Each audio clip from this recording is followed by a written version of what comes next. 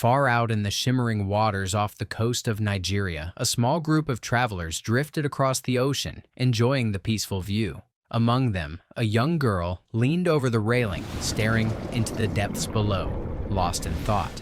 Her quiet moment was shattered when her father, Gon, crept up from behind and playfully startled her, joking about the monsters that might be lurking in the dark water. Today was meant to be a celebration, her birthday, and Gon proudly handed her a gift, a walkie-talkie. The girl's smile faded almost immediately. Disappointed, she turned and walked away, leaving her father holding the radio. The group's attention quickly shifted as a sudden cheer rose from the crowd. Dolphins leapt through the air, gliding across the waves in graceful arcs. But their excitement masked a terrifying truth. Those dolphins were fleeing from something massive below. Without warning, a colossal shadow surged up from the ocean depths, and the boat jolted violently as a monstrous force slammed against it. Passengers screamed as the vessel tipped dangerously to the side, sending everyone tumbling into the churning water. Gon fought to keep his head above the waves, frantically searching for his daughter. He finally caught sight of her and pushed through the chaos to grab her hand. Beneath them, a dark shape slid through the water, far larger than anything he had ever imagined.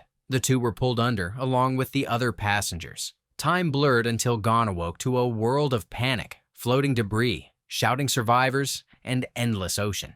His heart dropped when he realized his daughter was gone. Then, faintly, her voice crackled through the walkie-talkie, giving him a sliver of hope. He spotted other survivors gathered near an overturned section of the boat and rushed to join them. But a stranger stopped him, warning that something was terribly wrong. The sea suddenly rippled with unnatural movement, and the water swelled as a giant serpent rose from below. Its towering head cast a shadow over the survivors. Screams erupted as the creature lunged, snatching people into the air like ragdolls. Gon sprinted toward his daughter, weaving through falling bodies, desperate to reach her. But the serpent struck again, and before he could save her, the girl vanished into the monster's gaping jaws. His cries of horror echoed over the water as the serpent swallowed her whole and slid away into the depths. When the sea finally calmed, the remaining survivors clung together in grief. Gon's tears refused to stop until a burst of static came from the walkie-talkie. It was her voice. She was alive. Driven by determination, he vowed to find her. Others agreed to join the dangerous rescue mission, led by a rugged man named Mao, who had the resolve to hunt the beast. They pushed into the nearby forest, ignoring warnings. Soon, panic rippled through the crowd as everyone discovered their cell phones were dead, leaving them isolated. Suddenly, a man vanished with a scream, yanked into the trees. Realization spread like fire. Something was hunting them. Chaos erupted. People scattered in terror as another survivor was seized by a massive tentacle and dragged to his doom. Meanwhile, deep within its lair, the serpent returned. The monstrous creature disgorged its captives, forming a grim mountain of limp bodies. Its deafening roar shook the air before it slithered away to hunt again. Miraculously, a few victims survived the ordeal. The ship's vice captain stirred first, staring upward at the cavernous nest and the impossible hole in the ceiling. As he moved through the grisly pile, he discovered a middle-aged businessman still alive, gasping for air in the mound of bodies. The vice captain moved through the mountain of bodies, pulling out anyone still breathing. One by one, a handful of survivors stirred, and to his immense relief, he eventually found the young girl, the main character's daughter, alive but shaken. He tried to rally the others for help, but most were frozen in fear or thinking only of themselves. The businessman, focused entirely on escaping, refused to assist. Nearby, the sailor discovered another woman lying in the dirt. Her eyes darted helplessly, and it became clear she was gravely injured and paralyzed. As the vice captain scanned the cave, a chilling sight froze him in place. Scattered along the walls were dozens of enormous eggs glistening under the dim light. He approached cautiously, but the girl stopped him,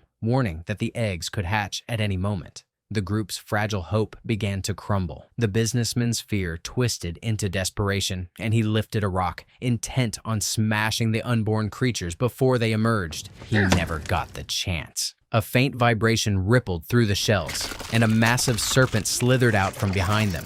its scales scraping against the cavern floor. Panic exploded. The survivors sprinted to a nearby rock formation, crouching low as the monster crawled closer, its head turning toward their scent. Just before it could strike, its attention shifted. It spotted the paralyzed woman on the ground. The helpless victim cried out, but no one dared move. The serpent lunged, and her screams were cut short.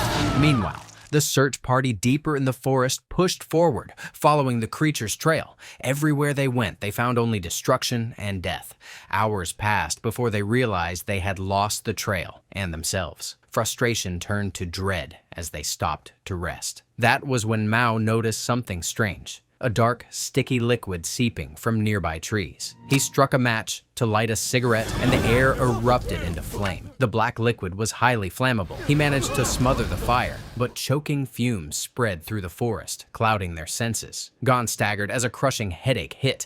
Shapes twisted in his vision. His companions' faces turned sinister, grinning at him with malice. The world warped, and a giant serpent coiled beside him. Then came his daughter's voice, accusing him of failing to save her. In the hallucination, a huge snake lunged, wrapping around his throat, and he struggled as if drowning in terror. Suddenly, a splash of cold water hit his face. The nightmare vanished. The fumes had poisoned his mind, but the danger was real. Vines from the nearby trees were dragging unconscious survivors into the air.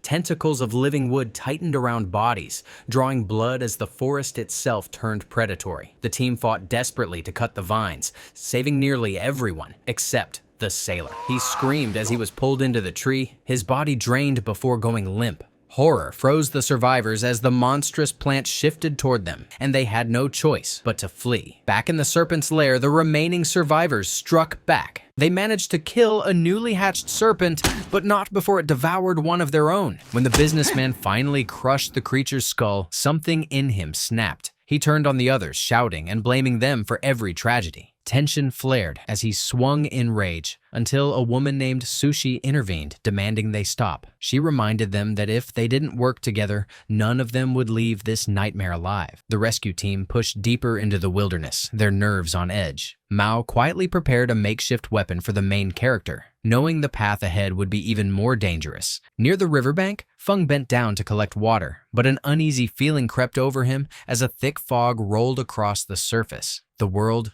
grew silent until a sudden blur rushed past his face, a flying fish with razor-sharp teeth. The creature lunged again, snapping its jaws just inches from his skin. Feng managed to fling it away, but the sound of the splash was followed by a chorus of strange screeches. From within the fog, countless flying piranhas burst forth, swarming toward him. Heart pounding, he sprinted back to the team with the deadly creatures on his heels. Shouts erupted as the swarm descended, forcing the entire group to scatter and run for their lives. The fog grew thick around them as the carnivorous fish attacked from every direction. Mao swung his axe, cutting down the ones that came too close, while the others ducked behind trees for cover. Still, the relentless numbers began to overwhelm them. Mao struck down a few attackers, but caught an injury in the process. The creatures regrouped in the mist, returning in even larger numbers, leaving Mao with no choice but to retreat with his team. Then they noticed a pattern. The flying predators only followed the fog. Spotting a clearing ahead, the survivors sprinted with everything they had. The mist thinned as they tumbled out of the danger zone, rolling onto the dirt. Behind them, the swarm shrieked in frustration. One by one, the fish fell lifeless to the ground, unable to survive outside the fog. Their relief was short-lived. Mao's eyes fell on a massive footprint pressed into the soil, far larger than anything human. Fear gripped the team. Before they could process the danger, Feng felt a cold, sticky substance on his shoulder. He glanced up and froze. High in the trees clung an enormous slug-like creature, its glistening body pulsing in the dim light. The group stared in stunned silence. A young soldier instinctively threw a rock at the monster, but he stopped as a huge tentacle whipped out of the shadows, seizing the slug and yanking it away in a blur. A deeper terror lingered in the forest. Moments later, the ground shook violently as a massive frog-like creature leapt into view, landing with an earth-shaking crash. Its roar split the air, sending shockwaves of panic through the group. The survivors scattered. The frog's sticky tongue lashed out, wrapping around Mao and dragging him backward. He clung to a tree, fighting for his life, while the others rushed to help. They pulled with all their strength, but the monster's grip was too strong. Desperate, the young soldier tried to slash the tongue, but the creature's blood sizzled against his skin, burning him instantly. Summoning his strength, Mao charged forward with a sharpened stick. He hurled it into the beast's eye, and the frog bellowed in pain, recoiling and releasing its prey. The team seized the moment to run, but the nightmare wasn't over. The frog leapt into the air again, crashing through the canopy in pursuit. Just as it prepared to strike, the ground quaked with a new terror. The massive serpent erupted from the forest, clamping its jaws around the frog. The survivors froze in horror as the serpent lifted the thrashing amphibian and swallowed it whole. Its massive head turned slowly toward the humans, and the hunt began again, sending the team fleeing for their lives. The survivors tore through the forest, branches whipping across their faces as the massive serpent crashed behind them, crushing trees and tearing the ground apart. Nothing in its path was spared. The army boy and the old man, still wounded from the previous battle, fell behind. With the monster closing in, they dove into the dense undergrowth, using the thick trees as cover. The serpent lunged, its jaws snapping, but the forest's tight canopy blocked its massive body from reaching them. Fenn made a split-second decision to draw the monster away. He sprinted into the open field, shouting and waving to catch its attention. The giant predator turned immediately, slithering after him with terrifying speed. It lunged to devour him, but he rolled away and bolted into the foliage, vanishing among the plants. The creature hissed, frustrated, as the others hid quietly in the shadows of the trees. Moments later, the serpent's head rose high, searching for another target. Its tongue flicked, catching the scent of the army boy. Frozen with terror, the young soldier trembled, his fear so great that he lost control of himself. Slowly, the snake's enormous head swiveled, locking its unblinking eyes on him. His pleas for mercy were useless. With a swift strike, the serpent swallowed him whole. The team could only watch in horror as their friend disappeared and panic overtook them. They burst from hiding, forcing the creature to give chase again. Branches snapped and dirt flew until they reached a cliff's edge. With no other choice, they leapt into the river below, disappearing into the murky water. The mud cooled their bodies and masked their heat, confusing the serpent's senses. Unable to track them, the monster eventually slithered away, leaving the survivors barely alive and shaking with relief. Back in the cavern, the captives stiffened as heavy vibrations shook the ground. The serpent had returned. They played dead, hoping to go unnoticed. The giant beast slithered in, dragging new prey, but stopped when it discovered the lifeless body of its hatchling. Its furious roar echoed through the cave before it stormed off into the wilderness. Enraged, the survivors rose cautiously. The businessman, now fully unhinged, pushed past the others in his frantic fight for survival. Their hope collapsed as the remaining eggs began to crack, and more hatchlings slithered out. The group sprinted for the cave's opening, leaving the young girl behind in the chaos. But the hatchling paused when it reached her. Calmly, she extended her hands, moving slowly. Somehow,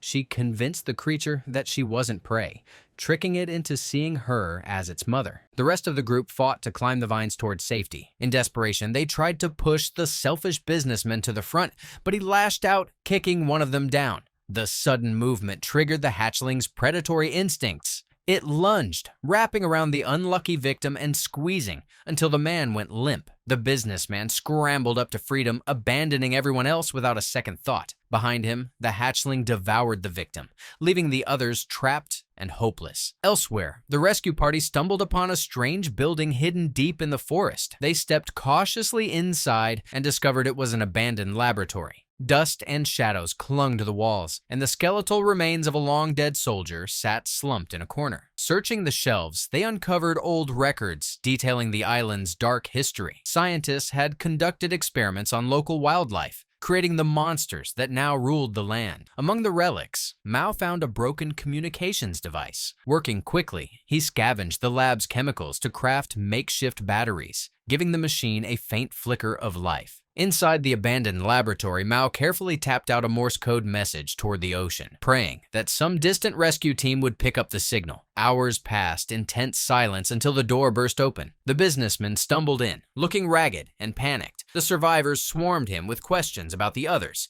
but he looked them in the eyes and coldly claimed that everyone else had been dead for a long time. Their last spark of hope seemed to vanish. Gon staggered outside in despair, unable to process the crushing news. Mao tried to console his friend, but the grief broke through, and Gon collapsed to the ground, weeping helplessly. The night passed in heavy silence until dawn brought an unexpected sound: the distant thrum of helicopter blades. The survivors bolted upright. Their signal had worked. The businessman sprinted out first, while Gon hesitated, his joy dimmed by the thought of his missing daughter. A faint signal from her walkie-talkie flickered to life, reminding him that she was still out there. The group raced through the forest, waving frantically at the helicopter above, but the dense canopy hid them from view. Gon ran to his companions, urging them to believe him. The businessman insisted again that everyone was dead and that the girl was gone, but the team froze when her voice echoed through the walkie-talkie. The moment of disbelief shattered the man's lie. Panic spread through him, and he fled into the forest with the old man chasing after him, demanding answers. Meanwhile, Gon followed the signal into the trees. His daughter was close, but in the cavern, danger loomed as more eggs split open. New hatchlings slithered toward the trapped survivors, their tongues flicking hungrily. At that moment, the massive serpent returned and the smaller snakes froze. The creature seemed to believe the girl was its mother, giving the captives a precious moment to back away. Above, they heard Gon's voice calling from the opening. He rushed to the edge, spotted his daughter, and lowered a thick vine to pull them up. The businessman reached a clearing and waved furiously at the helicopter. It finally spotted him, angling toward his position. But before the aircraft could descend, a giant serpent launched from the trees, smashing into the helicopter and tearing it apart. Metal and fire rained down as the man stumbled back, horrified. The old man caught up and tackled him, still demanding to know the truth about the other survivors. Their struggle ended brutally when the businessman overpowered him and squeezed the life from the elderly man, leaving him limp in the dirt. Back in the cave, Gon strained to lift his daughter and the others while the hatchlings closed in. His relief was short-lived. The enormous serpent slithered back into the nest, its roar shaking the cavern walls. It struck at Gon, but Mao charged forward, swinging his blade and slicing the beast across the eye. The serpent recoiled in agony, and Gon continued to haul the survivors upward.